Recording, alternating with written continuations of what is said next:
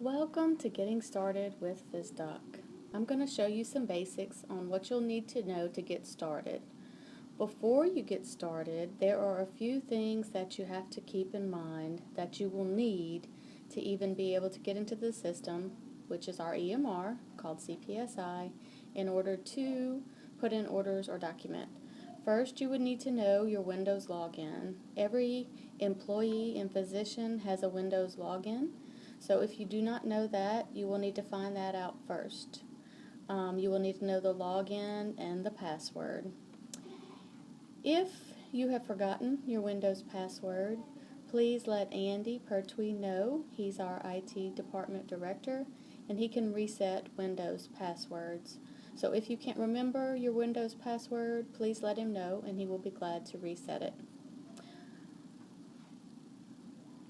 In order to get into our system and be able to access our electronic medical record, you must get through Windows.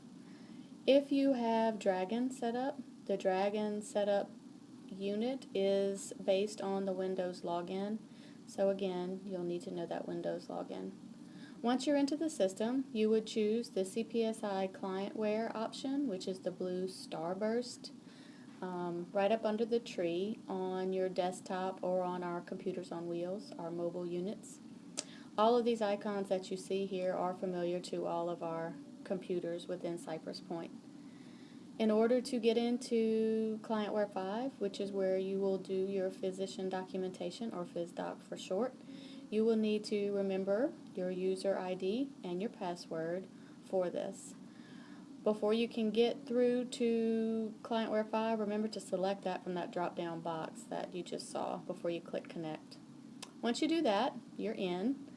It'll default to this board that has outlying tasks that need to be completed. But from this board, you have options in the top toolbar.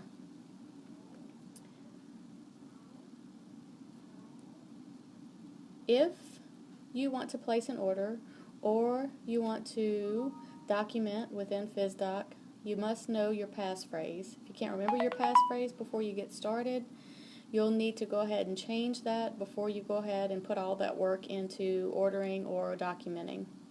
From the eScribe area is where you can change your passphrase. You don't need to know your old one. Just enter the new one and re-enter it again, and you're good to go.